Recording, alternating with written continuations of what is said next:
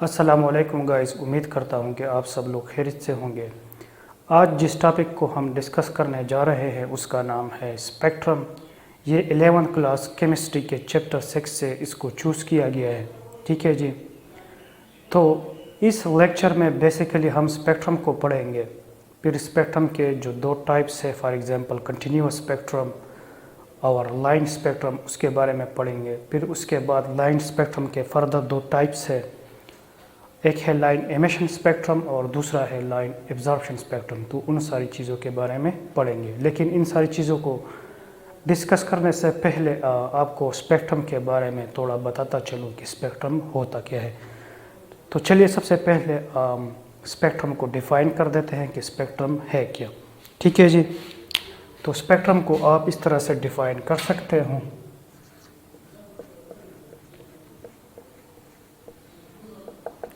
ये है distribution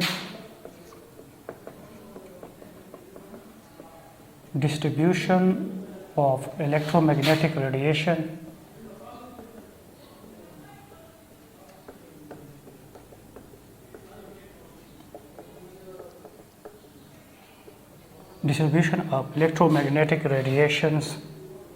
on the basis of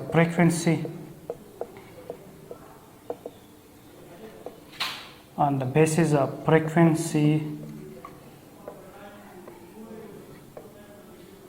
wavelength, etc. is called spectrum. तो basically जब आप इलेक्ट्रोमैग्नेटिक रेडिएशन को on the basis of frequency या वेवलेंथ डिवाइड कर देते हो मुख्तलिफ रीजन्स में, तो इसको हम क्या कहते हैं? स्पेक्ट्रम कहते हैं। अब हम इसको एक और मिसाल से, एक और एग्जांपल से मज़ीद इसको क्लियर कर देते हैं। ठीक है जी। तो फॉर एग्ज़ाम्पल आपके साथ यहाँ पे एक लाइट बल्ब है। ठीक है जी, जो कि वाइट लाइट का एक सोर्स है। ठीक है, ये एक वाइट लाइट का एक सोर्स है। ठीक है जी। जब ये लाइट प्रोड्यूस कर देता है, ठीक है, और फिर इस वाइट लाइट को आप अगर प्रिज्म से आप पास कर दोगे, ठीक है, तो ये मुख्तलिफ कलर्स में डिवाइड हो जाता है। ठीक है जी।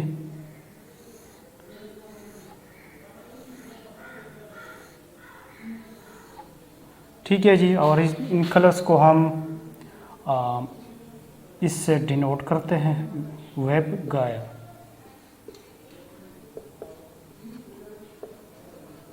ठीक है जी। तो ये वाइट लाइट जब आप इसको प्रिज्म से पास कर देते हो तो ये मुख्तलिफ कलर्स में डिवाइड हो जाता है। ठीक है। अब इसका जो वेवलेंथ है ये 400 नैनोमीटर से लेकर 800 नैनोमीटर तक है, जो इसका वेवलेंथ है। तो बेसिकली ये डिवीजन हमने वेवलेंथ के बेसिस पे किया है। ठीक है। हमने सिंपली वाइट लाइट को प्रिज्म से पास कर दिया और ये अब मुख्तलिफ कलर्स में डिवाइड हो गया। अब ये वाइट लाइट मुख्तलिफ कलर्स में डिवाइड क्यों होता है? ठीक है। अब क्वेश्चन ये है। ठीक है। तो असल में ये वाइट लाइट बजाते खुद एक इलेक्ट्रोमैग्नेटिक रेडिएशन है।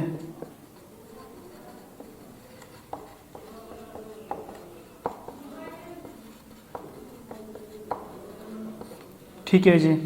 वाइट लाइट बजाते खुद एक इलेक्ट्रोमैग्नेटिक रेडिएशन है। ठीक है। ये मुख्तलिफ वेव्स का या मुख्तलिफ रेडिएशंस का एक कलेक्शन है, एक मजमुआ, इसे आप कह सकते हो। ठीक है। तो जब आप इसको प्रिज्म से पास कर देते हो तो ये मुख्तलिफ कलर्स में on the basis of wavelength ये डिवाइड हो जाता है। ठीक है। अब क्यों डिवाइड होता है? क्योंकि इन रेडिएशन, तो ये डिस्ट्रीब्यूशन असल में on the basis of frequency या एनर्जी के बेसिस पे होता है। तो यहाँ पे आप अब देख सकते हो कि जो वायलेट कलर है वो उसकी बेंडिंग सबसे ज़्यादा है, वो सबके नीचे है। ठीक है जी। और इसी तरह जो रेड कलर है जो टॉप पे है उसकी एनर्जी सबसे कम है या उसकी फ्रीक्वेंसी सबसे कम है, तो उसकी बेंडिंग भी बहुत ज़्यादा कम होती है। ठीक है जी। तो on the basis of energy ये मुख्तलिफ कलर्स में डिवाइड हो जाती है। और इस डिवीजन को on the basis of wavelength हम क्या कहते हैं? स्पेक्ट्रम कहते हैं। ठीक है जी। तो ये स्पेक्ट्रम है। तो जैसे कि हम पहले बात कर रहे थे कि स्पेक्ट्रम है क्या चीज़, तो उसका सिंपली आंसर ये है कि स्पेक्ट्रम जब आप एक इलेक्ट्रोमैग्नेटिक रेडिएशन को on the basis of frequency या वेवलेंथ मुख्तलिफ रीजन्स में आप डिवाइड कर देते हो तो इसको हम स्पेक्ट्रम कहते हैं। ठीक है जी। और ये आपके पास स्पेक्ट्रम की एक एग्जांपल है। ठीक है, जब बारिश हो जाती है और आसमान थोड़ा सा क्लियर हो जाता है तो उस टाइम हम रेनबो को देखते हैं। ठीक है, रेनबो ये भी एक एग्जांपल है स्पेक्ट्रम की, क्योंकि उसमें भी असल में क्या होता है कि सूरज की जो रेडिएशंस है वो वाटर के छोटे छोटे ड्रॉपलेट से वो पास हो जाते हैं। ठीक है, और फिर उसकी डिस्ट्रीब्यूशन भी बिल्कुल इन द सेम वे इसी तरह से होती है। ठीक है जी। तो जिस तरह डिस्ट्रीब्यूशन यहाँ पे होती है तो बिल्कुल उसी तरह वाटर के ड्रॉपलेट्स में भी डिस्ट्रीब्यूशन हो जाती है उन इलेक्ट्रोमैग्नेटिक रेडिएशंस की, तो फिर आपको रेनबो नज़र आ जाता है। ठीक है जी। या आप ऐसे कह सकते हो कि आपको डिफरेंट कलर्स नज़र आते हैं। ठीक है, तो उसकी जो डिस्ट्रीब्यूशन है वो भी वेवलेंथ या फ्रीक्वेंसी के बेसिस पे होती है और इसको हम सिंपली स्पेक्ट्रम कहते हैं। Now let's discuss the different types of the spectrum. तो हमारे पास स्पेक्ट्रम के 2 टाइप्स हैं, एक है कंटिन्यूअस स्पेक्ट्रम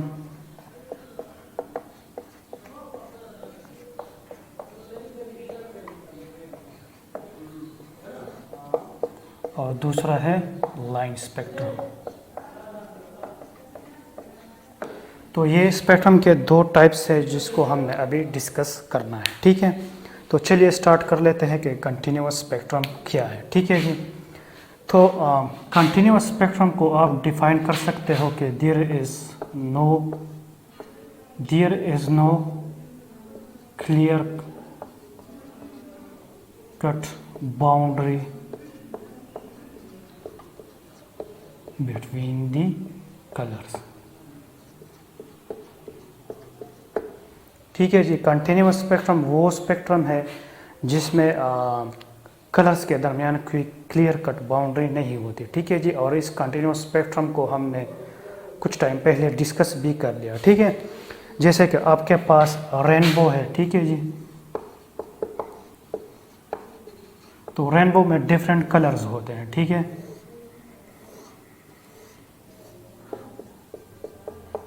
ये आप कंसिडर कर ले कि फ़र्ज़ करें ये रेनबो है। ठीक है,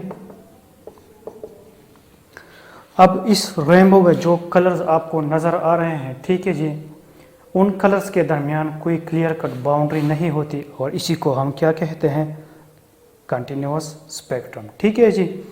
यहाँ पे जो एक कलर की बाउंड्री होती है वो दूसरी कलर के बाउंड्री से मर्ज हो जाती है। ठीक है, और आपको वाज़ेह तौर पर कोई क्लियर कट बाउंड्री नज़र नहीं आती, इसलिए इसको हम क्या कहते हैं, कंटिन्यूअस स्पेक्ट्रम कहते हैं। ठीक है जी।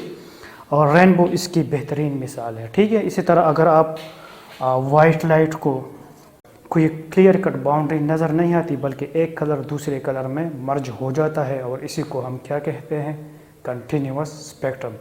तो आप इसको डिफाइन इस तरह से कर सकते हो कि the type of spectrum in which there is no clear cut boundary between the different kind of colours and it is called continuous spectrum. Now let's discuss the second type of the spectrum, which is called line spectrum.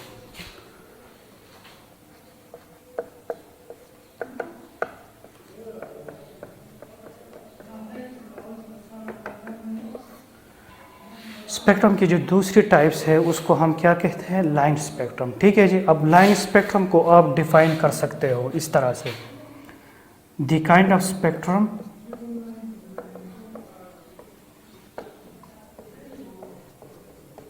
the kind of spectrum in which there is a clear cut boundary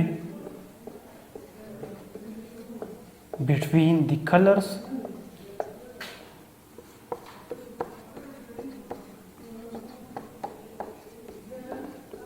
or bands। ठीक है, तो spectrum की वो type जिसमें colours या bands के दरमियान clear cut boundary होती है उसको हम क्या कहते हैं, लाइन स्पेक्ट्रम कहते हैं। तो पीरियोडिक टेबल में जितने भी एलिमेंट्स हैं उनका अगर आप स्पेक्ट्रम निकाल लें तो वो क्या होगा, लाइन स्पेक्ट्रम होगा। ठीक है जी। फॉर एग्जांपल हमारे पास सोडियम एलिमेंट का एक एटम है। ठीक है जी। तो अगर हम इस एटम को थोड़ा सा हीट कर दें, ठीक है, जो कि वेपोराइज्ड फॉर्म में है। ठीक है, वेपोराइज्ड, जो कि क्या है, वेपोराइज्ड फॉर्म में है। ठीक है जी। अगर हम सोडियम वेपर्स को हीट कर दें, ठीक है, सोडियम के जो वेपर्स है उसको अगर आप हीट कर दें, ठीक है, तो atoms, sodium atoms excited state में चले जाते हैं। ठीक है, क्योंकि एक्साइटेड स्टेट में तमाम एटम्स बहुत ही ज़्यादा अनकम्फर्टेबल होते हैं, तो कुछ टाइम बाद ये दोबारा ग्राउंड स्टेट में आ जाते हैं। तो ग्राउंड स्टेट में आ जाने के साथ ही ये कुछ रेडिएशंस ये रिलीज़ करते हैं। ठीक है जी। तो उन रेडिएशंस को आप अगर प्रिज्म से पास कर दो तो आपके साथ जो कलर या आपके साथ जो बैंड या स्पेक्ट्रम आएगा वो क्या होगा, लाइन स्पेक्ट्रम होगा। ठीक है जी। Now there are two types of the line spectrum. ठीक है जी। वो कौन कौन से है, एक है line absorption spectrum,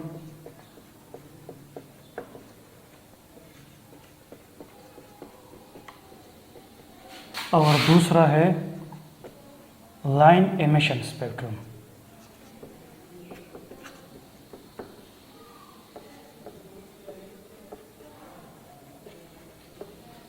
line spectrum के फर्दर दो टाइप्स है। ठीक है जी। एक है लाइन एब्जॉर्प्शन स्पेक्ट्रम और दूसरा है लाइन एमिशन स्पेक्ट्रम।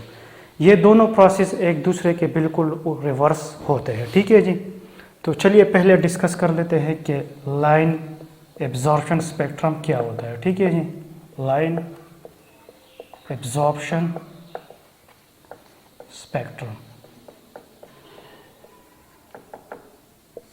ठीक है जी।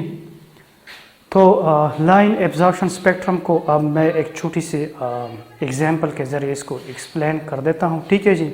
आपके पास एक सैंपल है। ठीक है जी। ये सैंपल किसी भी एलिमेंट का हो सकता है। We are not interested in a particular kind of element. ठीक है जी। ये किसी भी एलिमेंट का हो सकता है। यहाँ पे आपके पास एक सैंपल है।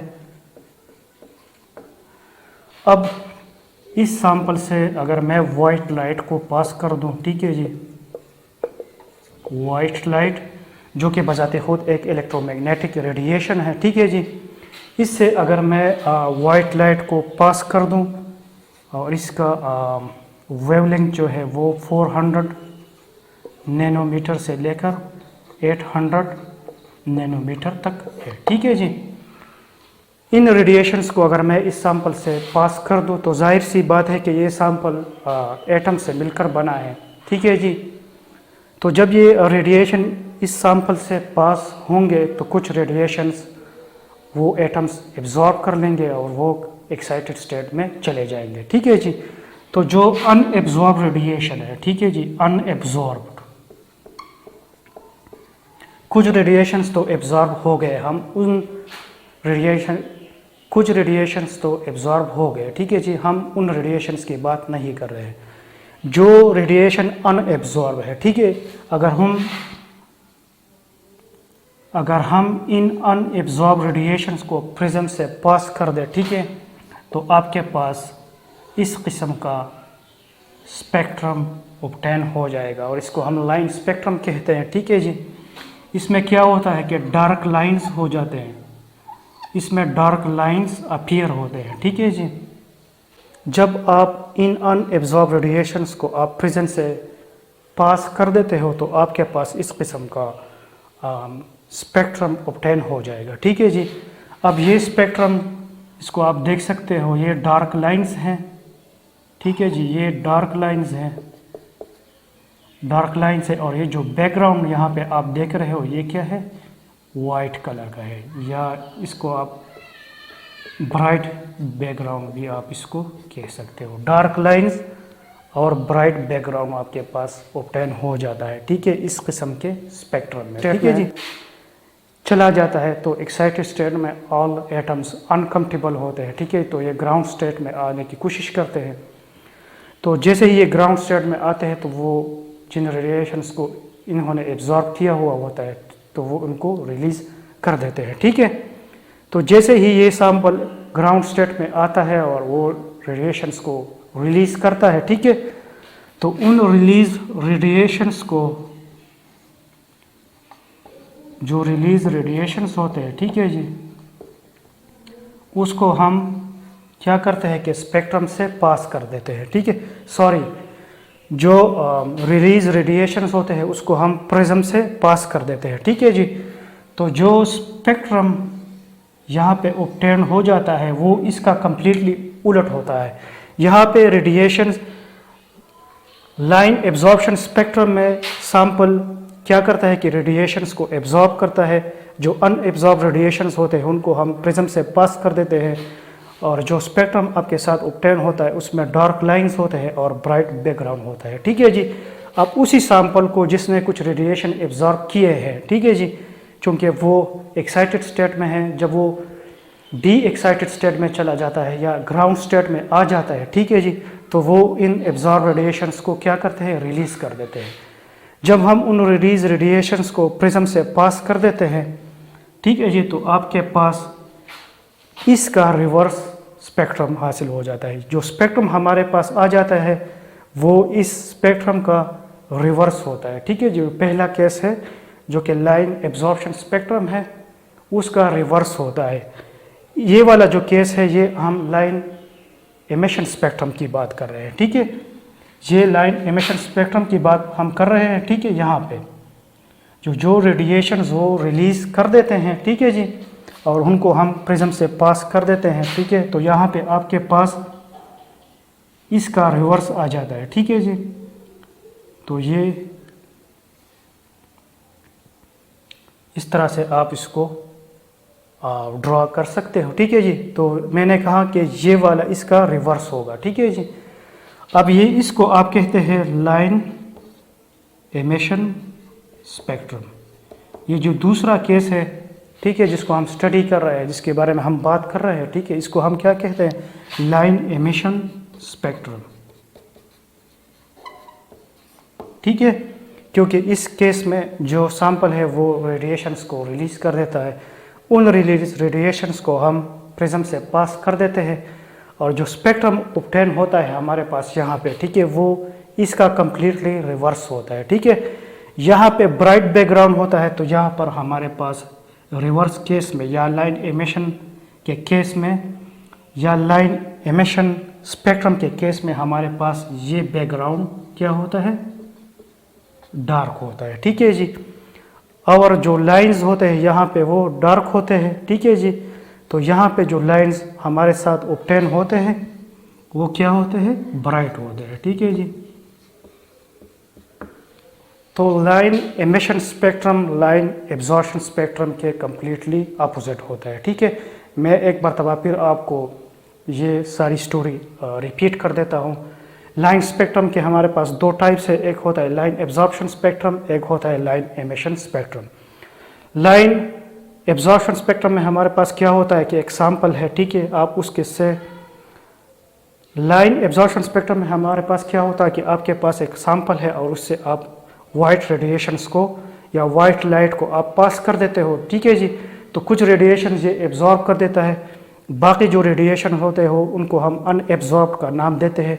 उन अनएब्जॉर्ब रेडिएशन को जब आप प्रिज्म से पास कर देते हो, ठीक है, तो आपके पास ये वाला स्पेक्ट्रम ऑब्टेन होता है, ठीक है, जिसमें जो बैकग्राउंड होता है वो ब्राइट होता है और जो लाइन्स होते हैं वो डार्क होते हैं, ठीक है जी।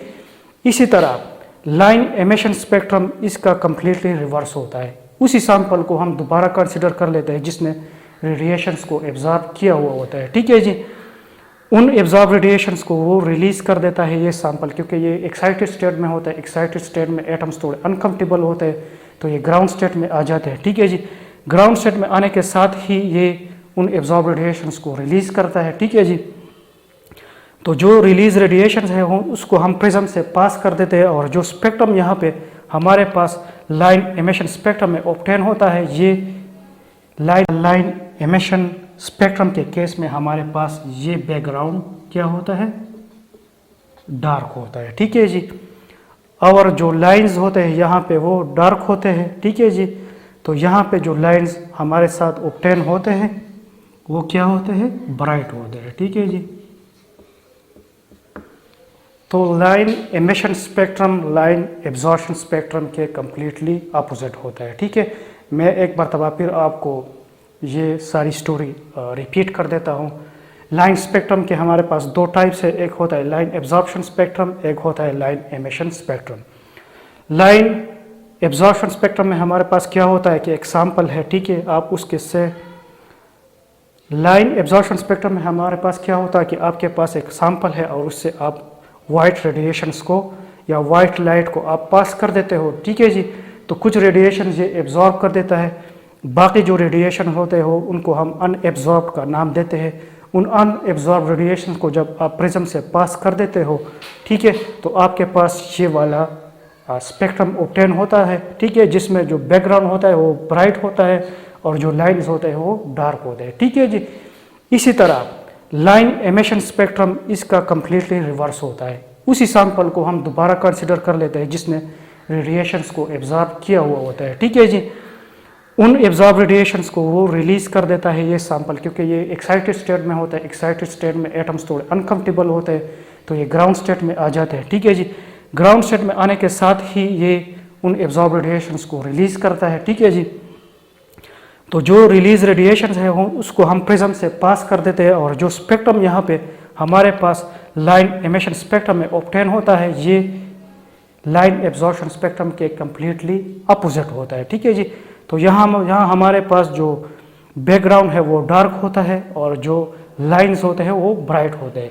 यहाँ पे बैकग्राउंड ब्राइट है, यहाँ पे डार्क है, ठीक है। यहाँ पे लाइंस आपको डार्क नज़र आ रहे हैं जबकि यहाँ पे लाइंस आपको ब्राइट नज़र आ रहे हैं, ठीक है जी। Thank you for watching and see you in the next class.